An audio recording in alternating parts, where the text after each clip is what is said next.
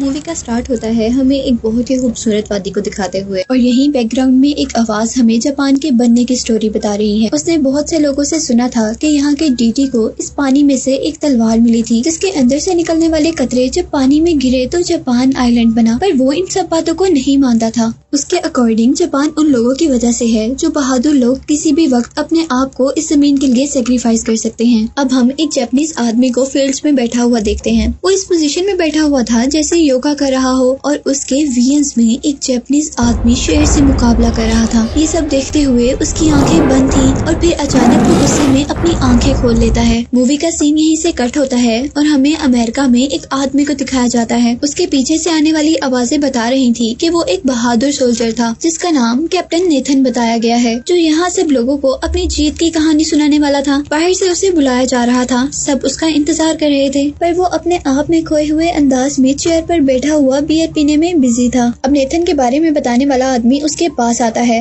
और उससे कहता है कि मैं तुम्हारी इन आदतों से तंग आ चुका हूँ और कल से तुम काम पे मत आना और ये तुम्हारी आखिरी परफॉर्मेंस होगी। जिससे हमें पता चल रहा था कि नेथन अब एज अ परफॉर्मर काम कर रहा है और वो लोगों को एंटरटेन करने के लिए अपनी ही स्टोरी सुनाता है। जबकि काम से निकाल दिए जाने के बाद आज उसकी लास्ट परफॉर्मेंस है और अब वो स्टेज पर जाकर कहानी सुनाना शुरू करता है। वो बताता है कि मेरे हाथ में जो गन है इसने बहुत से मुल्कों को जीतने में हमारी मदद की है और साथ ही वो अपने साथ मरने वाले सोल्जर्स की भी स्टोरी सुनाता है। और फिर अचानक वो ये बताना शुरू कर देता है कि उसकी गन कैसे काम करती है। सब लोग एकदम से शॉक हो गए थे क्योंकि नेथन अब अपनी गन लोड कर रहा था और गन लोड करने के बाद वो इधर उधर अपनी गन को चला भी देता है, ये सोचे बगैर कि वो यहाँ पर किसी भी आदमी को लग सकती है। लकीली किसी को भी कुछ नहीं होता और नेथन क्राउड में अपनी गन फेंकता हुआ वहाँ से बाहर चला जाता है। नेथन की बैकग्राउंड स्टोरी ये थी कि वो एक अमेरिकन सोल्जर था जो कि इंडिया में ब्रिटिश गवर्नमेंट के साथ था और उसने अपने कैप्टन के कहने पर कुछ बेकसूर इंडियंस को मार दिया था, जिसका रिग्रेट उसे आज भी था। इसीलिए उसने अपनी आर्मी से जॉब भी छोड़ दी थी और अब वो एज ए परफॉर्मर काम कर रहा था, लेकिन आज उसे यहाँ से भी निकाल दिया गया था। अब यहाँ वो जैसे ही उस बिल्डिंग से बाहर निकलता है तो उसे एक बूढ़ा आदमी मिलता है जो उसे देखते ही क्लैप करना शुरू कर देता है। नेथन शायद उस ओल्ड मैन को पहचान गया था और वो उसे देखकर सोचता है कि क्या ये आज तक जिंदा है। वो ओल्ड मैन बहुत ही फ्रैंक वे में नेथन के गले में हाथ डालता है और उसे साथ लेकर चलते हुए एक जॉब ऑफर करता है। अब नेथन उससे जॉब के बारे में पूछ रहा था कि वो जॉब है कैसी, लेकिन वो ओल्ड मैन सिर्फ इतना ही कहता है कि ये जॉब खास तुम्हारे लिए ही बनाई गई है। और अब वो ओल्ड मैन उसे लेकर एक रेस्टोरेंट में आता है। रेस्टोरेंट में उसे अपने पुराने कैप्टन के साथ साथ जो कि अब कर्नल था, एक जापानीज कर्नल को भी दिखाया जाता है और उसे यहाँ पर इसलिए बुलाया गया था कि जापानीज कर्नल चाहता था कि नेथन उनके सोल्जर्स को ट्रेनिंग दे, जिस काम के लिए उसे बहुत से पैसों की ऑफर की गई थी। नेथन एक मिनट के लिए वहाँ से उठकर चला जाता है और अब अमेरिकन कर्नल उसके पीछे आकर पूछते हैं कि बुराई क्या है, कितनी अच्छी तो जॉब है। और वो कहता है कि मैं $500 के लिए किसी बेकसूर को नहीं मार सकता, लेकिन हाँ शायद मैं तुम्हें मारने के लिए एक पैसा भी ना लूं। और यही कहते साथ वो जॉब भी एक्सेप्ट कर लेता है। जिसके बाद हम नेथन को अब जापान के सी पोर्ट पर देखते हैं जहाँ उसे एक ब्रिटिश ट्रांसलेटर मिलता है। वो उसे बता रहा था कि जापान के प्रेसिडेंट ने जापान की प्रोग्रेस के लिए दूसरे मुल्कों से जापान में बहुत से आर्किटेक्ट्स, इंजीनियर्स, डॉक्टर्स बुलाए हैं और अब वो जापान के लिए एक अच्छी आर्मी बनाना चाहते हैं और उस आर्मी के सोल्जर्स को ट्रेनिंग देने के लिए उन्होंने कई मुल्कों से वॉरियर्स बुलाए हैं, जैसे एक तुम हो। अब नेथन को जापानीज प्रेसिडेंट के पास लेकर जाया जाता है जो कि उसका इस जॉब को एक्सेप्ट करने के लिए बहुत ज्यादा थैंकफुल था। इसके बाद हम नेथन को उसकी जॉब परफॉर्म करते हुए देखते हैं जहाँ वो जापानीज सोल्जर्स को ट्रेनिंग दे रहा था। नेथन ने एक जापानीज सैमुराई कात्सुमोटो के बारे में बहुत सुना था क्योंकि वो अपनी खास ट्रिक्स और जंग में न्यू वेपन्स का यूज ना करने की वजह से काफी मशहूर था। इसके बाद नेथन रेस्ट हाउस चला जाता है जहाँ पर वो सैमुराइज के बारे में बहुत सारी बुक्स देखता है और वो अपने ट्रांसलेटर थे उसे ट्रांसलेट करने के बारे में कहता है, पर पता नहीं क्यों उसे लगता है कि ये ट्रांसलेटर उसे ये बुक ट्रांसलेट कर नहीं देगा। इसीलिए वो अपनी नाइफर निकालकर उसके गले पर रखता है और कहता है कि अगर तुमने ये ट्रांसलेट नहीं किया तो मैं तुम्हें मार भी सकता हूँ। लेकिन इसी के साथ नेथन को कुछ इल्यूजन्स आने लगे थे। मूवी फ्लैशबैक में जाती है और हमें वो सीन दिखाया जाता है जब नेथन ने अपने कैप्टन के कहने पर बहुत से इंडियंस को मार दिया था क्योंकि उसके पास अपने कैप्टन की बात मानने के अलावा कोई और रास्ता नहीं था। वो आज तक इस बात पर पछता रहा था कि उसने ऐसा क्यों किया। और अब मूवी के प्रेजेंट सीन में हम नेथन को दोबारा ट्रेनिंग पर देखते हैं। यहाँ वो अपने साथी से कह रहा था कि मैं इस बात पर खुश हूँ कि सभी सोल्जर्स बहुत ज्यादा मेहनत कर रहे हैं और प्रोग्रेस भी कर रहे हैं। वो कहता है कि मोस्टली सोल्जर्स को गन्स चलाने आ गई हैं और इसी के साथ अब वो एक सोल्जर के पास जाता है और उसे खुद गन पकड़ना सिखाता है। इसी सब के दौरान वहाँ पर जापानीज कर्नल आकर उसे बताते हैं कि जापानीज सैमुराई जापानीज गवर्नमेंट से बगावत कर रहा है। हम उसके एरिया में ना तो फ्रीली जा सकते हैं और ना ही फ्रीली मूव कर सकते हैं। कर्नल चाहते थे कि वो लोग सैमुराई से लड़ें और उस स्पेसिफिक एरिया को क्लियर करवा दें जहाँ पर उन्हें रेलवे ट्रैक बनाना था। पर नेथन का कहना था कि अभी तो हमारे सोल्जर्स बिल्कुल भी रेडी नहीं है। पर कर्नल जिद पर अड़ जाता है और कहता है कि सैमुराइज के पास एक भी राइफल नहीं है, उनके पास सिर्फ बोस एंड एरोज हैं जिनसे वो हमारा मुकाबला नहीं कर पाएंगे। और यहाँ नेथन कहता है कि हमारे सोल्जर्स तो डिफेंस और अटैक के लिए भी तैयार नहीं हैं। और अपनी बात को प्रूव करने के लिए अपनी जान को खतरे में डालकर वो एक सोल्जर से कहता है कि मुझे गोली मारो, नहीं तो मैं तुम्हें मार दूंगा।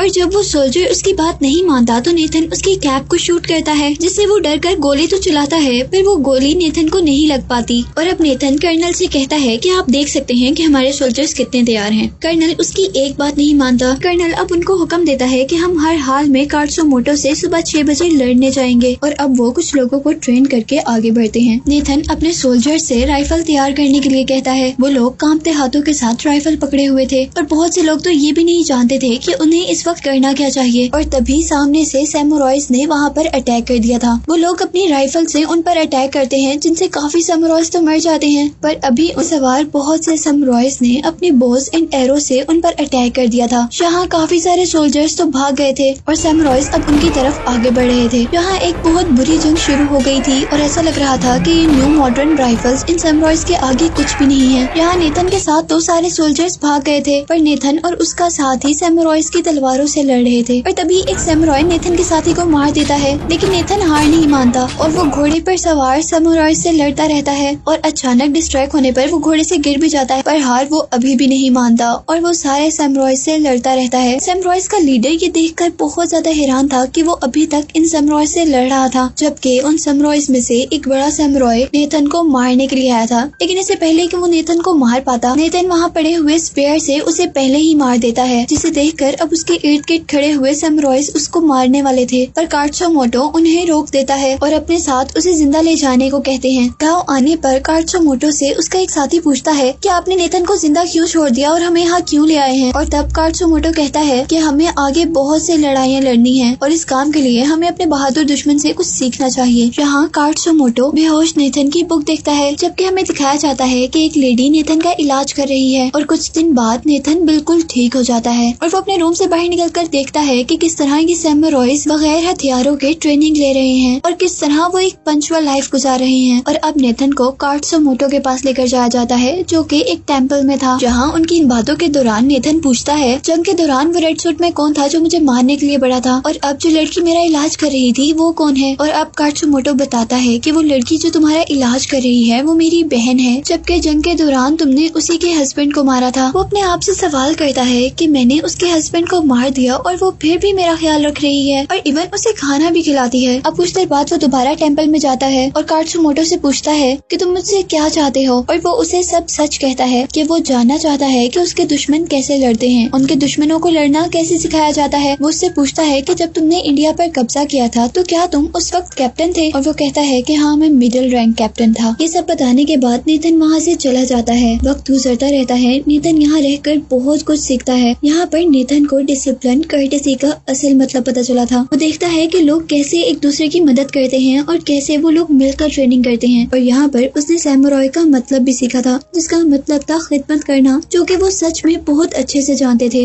यहाँ पर नेथन एक बच्चे से कुछ जापानीज वर्ड भी सीखता है। रात में वो गाँव वालों के साथ एंजॉय कर रहा होता है कि तभी कुछ असैसिन्स उन पर अटैक कर देते हैं और अब नेथन गाँव वालों के साथ मिलकर उनसे लड़ता है। लेकिन तभी एक असैसिन नेथन को मारने वाला था और तभी उसे बचाने के लिए एक बच्चा वहाँ पर आता है, जिस बच्चे से नेथन की काफी दोस्ती थी और वो उसी लेडी का बेटा था जो लेडी उसका ख्याल रखा करती थी। वो बहुत ही बहादुरी का मुजाहरा करते हुए अपने फादर की स्वॉर्ड पकड़ता है और नेथन को बचा लेता है। यहाँ पर नेथन भी एक चाकू पकड़कर अपने दुश्मन को मारता है और दूसरे हाथ से उस आदमी को मारता है जो कि बच्चे को मारने वाला था। और अब नेथन और काटसुमोटो दोनों मिलकर उन असैसिन से लड़ते हैं और उनको हरा देते हैं। अब नेथन का ख्याल था ये हमला जो हुआ है वो जरूर काटसुमोटो को मारने के लिए जापानीज कर्नल ने करवाया है। अब क्योंकि नेथन सैमुराइज की हेल्प कर रहा था, इसीलिए काटसुमोटो भी उसे अपना फ्रेंड मान लेता है और जब कात्सुमोटो और नेथन बातें कर रहे होते हैं तो कात्सुमोटो उसे बताता है कि अगर जापान के प्रेसिडेंट चाहते हैं कि वो उसको मार दें तो वो आसानी से अपनी जान दे देगा और ये गांव भी छोड़ देगा। लेकिन तब नेथन कात्सुमोटो को बताता है कि असल में प्रेसिडेंट सैमुराइज के खिलाफ नहीं है, जबकि उनको ये सब करने पर जापानीज कर्नल ओकोमोरा फोर्स कर रहा है। और इसी के साथ कात्सुमोटो कहता है कि हम रिबल नहीं हैं। अगर प्रेसिडेंट हमें कहे कि हम लोग ये गांव छोड़ दें तो हम ये गांव छोड़ देंगे। इसके बाद हम देखते हैं कि सैमुराइज ने नेथन को छोड़ दिया था और अब वो इस ट्रेनिंग कैंप में था जहाँ पर वो लोगों को ट्रेन करने के लिए पहले लाया गया था। जबकि दूसरी तरफ हम कात्सुमोटो को प्रेसिडेंट से मिलते हुए देखते हैं। यहाँ कात्सुमोटो नोटिस करता है कि असल में प्रेसिडेंट बुरे नहीं है और जापान में जो मॉडर्न चीजें इंट्रोड्यूस करवाई जा रही हैं वो भी प्रेसिडेंट के कहने पर नहीं करवाई जा रही। और क्योंकि प्रेसिडेंट बहुत यंग है इसीलिए लोग उन्हें प्रेसिडेंट तभी मानते हैं जब वो लोगों की बात माने। और अब प्रेसिडेंट कात्सुमोटो से पूछते हैं कि मुझे लोगों को बचाने के लिए क्या करना चाहिए, जिस पर कात्सुमोटो का कहना था कि हमें यहाँ पर आजादी से रहने दिया जाए। इसके बाद हम नेथन को देखते हैं जो कि जापानीज कर्नल ओकोमोरा के पास था। ओकोमोरा उससे पूछता है कि सैमुराइज कैसे रहते हैं, उनको कैसे ट्रेनिंग दी जाती है, क्या तुम हमें उनके बारे में कुछ बता सकते हो। और नेथन उन्हें कुछ भी बताने से इनकार कर देता है ये कहकर कि मैं तो एक कैदी था। अब ओकोमोरा नेथन को एक और ऑफर करता है जिसमें अभी भी उसे जापान की आर्मी को लीड और ट्रेन करना था। इस काम के लिए अब उसे और भी ज्यादा पैसे ऑफर किए जा रहे थे, लेकिन नेथन वहाँ से उठकर चला जाता है, जिस पर ओकोमोरा को शक होता है कि नेथन सब कुछ जानता है और वो अपने आदमियों से कहता है कि नेथन को फौरन मार दिया जाए अगर वो किसी भी सैमुराई से मिलता हुआ नजर आएगा। यहाँ अब हम देखते हैं कि जापानीज प्रेसिडेंट ने कात्सुमोटो की बात मानते हुए सैमुराइज को फ्रीली हर जगह रहने की इजाजत दे दी थी। और हम उनको अब टोक्यो में भी देखते हैं जहाँ कात्सुमोटो अब जापानीज कौंसिल का एक पार्ट था।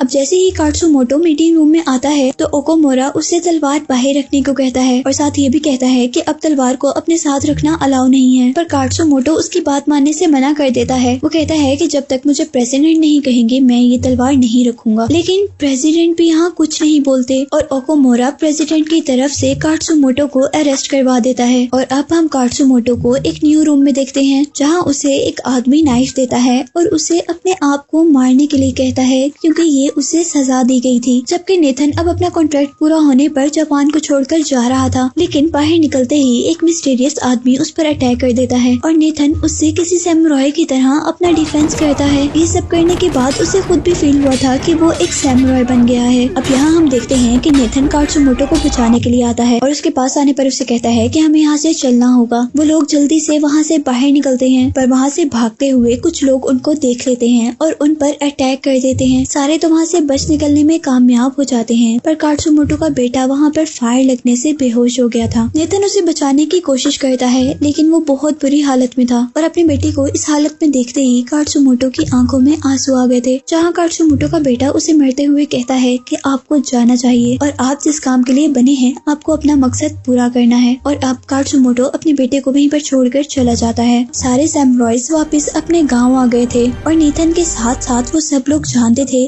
कि अब यहाँ पर एक बहुत बुरी जंग होने वाली है और सारे विलेजर्स अब मिलकर उस जंग के लिए तैयारी शुरू कर देते हैं। कात्सुमोटो इस वॉर को लेकर बहुत ज्यादा परेशान था और यहाँ नेथन कात्सुमोटो को पर्शियन वॉर के बारे में बताता है जहाँ सिर्फ 300 सोल्जर्स ने बहुत ही बहादुरी से अपने इलाके और अकल का इस्तेमाल करते हुए हजारों एनिमीज को हराया था और अब उन्हें भी यही करना था। नेथन कात्सुमोटो से कहता है कि हमें अपने दुश्मनों को इतना करीब लेकर आना होगा कि हम उन लोगों से आसानी से अपनी तलवारों से लड़ सकें और उनकी गन्स का मुकाबला आसानी से कर सकें। और वो लेडी जिसका नाम टाका है जो नेथन का बहुत अच्छे से ख्याल रखा करती थी, वो नेथन से कहती है कि ये मेरे लिए ऑनर की बात होगी कि तुम जंग में वो ड्रेस पहनो जो मेरे हस्बैंड का था। और इसके बाद हम लोग उन्हें बैटलफील्ड के अंदर लड़ाई के लिए तैयार देखते हैं जहाँ पर वो बहुत थोड़े से थे जबकि उनके मुकाबले में हजारों सोल्जर्स थे। कि कैप्टन ये देखकर हैरान था कि नेथन सैमुराइज के साथ मिला हुआ है और नेथन उसके जवाब में सिर्फ इतना ही कहता है कि मुझे अच्छा लगेगा अगर हम जंग के दौरान मिले। अब जंग शुरू हो गई थी। यहाँ पर जापानीज आर्मी के पास बहुत से कैनन्स और गन्स थी जबकि सैमुराइज के पास ऐसा कुछ भी नहीं था।